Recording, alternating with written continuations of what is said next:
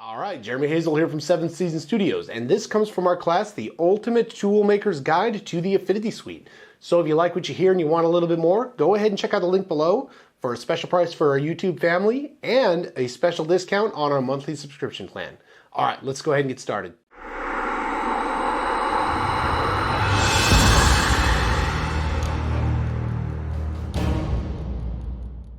All right, folks, welcome back to Affinity. So one of the things that I like to do is for each season, let's say that you're looking at a photo and you're looking to make it a little more, how do I say, fallish, right? A little more autumny, if that's even a word. One of the things I like to do is I like to pull the colors of autumn through actually creating palettes to create some really cool gradients. And so as it is fall time here when I shot this, now where you find it, if it's summer, you can do the same thing with summer, right? You can do the same thing with winter. We're going to take some of the elements of fall and I'm going to show you how to create some palettes so that we can create some really cool gradients from these colors.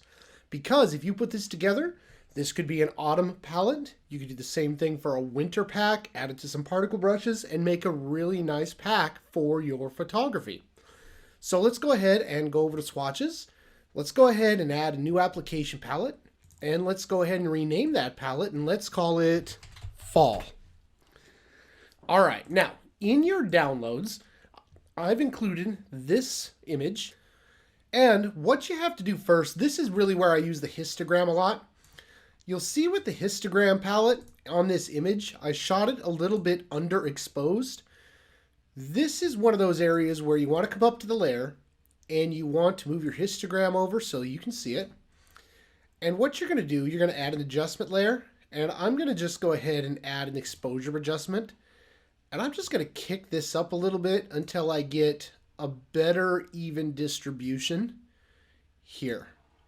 So somewhere in here, I want these colors to really pop. And then if I've got a histogram that's a little bit cut off, saying I need a little bit more dark, I'll come over to the levels adjustment as well. And I'll go ahead and I'll kick the blacks down a little bit there to get more into this area where, okay, we've cut off a lot of those. Overall, pretty happy with that. Okay, so let's go ahead and bring that up, close that out. Now what I'm going to do is I'm going to come back to my swatches panel with fall, and I'm just going to color pick.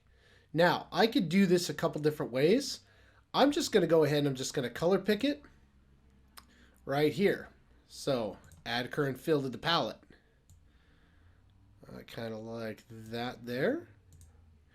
Add the current fill to the palette. And you kind of get the idea of what is going on. Add the color, add the current fill to the palette. So this is a nice way to go through and pull some of your autumn colors into your work. So I'm going to pull some of these browns. Just like that. All right.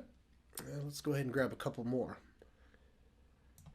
Now, let me show you another way to do that here. So this is my first palette. All right, let's go ahead and I'm going to show you another way to do it. Now, this works the same in Affinity Designer. So if you're in Designer, go ahead and keep on trucking. Let's go ahead and go and create a clip here. Let's go ahead and just take this down. And now we don't want the ratio. We don't care about the ratio. We're good. Hit enter. All right, now let's go to File, Export. And now let's just go ahead and export it as a JPEG. All right, call it cropped image. Good to go. All right, now let's go ahead and go File, Create Palette from Image. Boom. Select the image. Let's grab the cropped image. And there we go. Let's go ahead and give us 10 colors. And create. All right.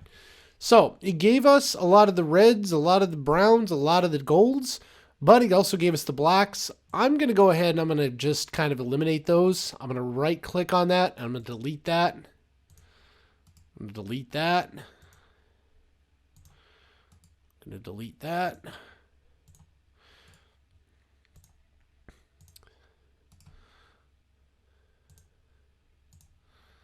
All right, that kind of leaves me another way to do it. So you've really got two different ways in order to create this palette. And then of course you can always augment, right? So say you like that one, you can always come in and you can put some more into it. All right, now let's go ahead and let's make a gradient on this. So I'm going to go to File, New, doesn't really matter, Create.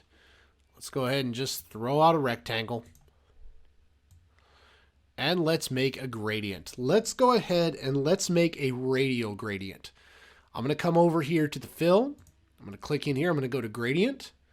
And I'm going to make a radial style gradient with it. And the first color I'm going to use, I'm going to come over to color. I'm going to slide down here. I'm going to go to swatches. And I'm going to go ahead and I'm going to pull in that color. That's pretty nice there. And then I'm going to come over here. I'm going to come over to color. And I'm going to grab that color. That color's pretty nice there. And with that color there, watch this. We're going to now add that to our palette. Boom. Now, what do we do with this? If we come over to the stock tab, and I just put in path in woods, and I'm using Unsplash, right? You can come over here. Let's go ahead and grab this image. Oops, let's not do it that way. All right, let's go ahead and grab it and we'll bring it in just like that. Hey, click and drag. Look at that. Problem solved, problem staying solved. Oops. And let's go ahead and bring this guy in. Now, I'm going to distort it a little bit. In reality, I would never distort it. I would bring it in and then I'd apply the gradient over it. But we're playing. All right, bring it up. Boom. Change the blend mode.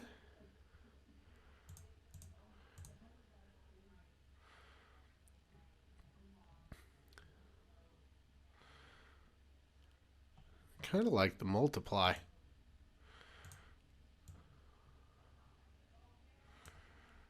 Now, you can change the blend mode to whatever you want it to be, right? If you want to do an overlay, that's actually really cool. So, that's a nice way to bring in the fall colors using leaves as your color palette reference. So, it's one more way to do it as a creator. It's not the only way to do it. And if you don't like it, you never have to see it again. All right, let's go ahead and call this one, and we'll see you in the next one.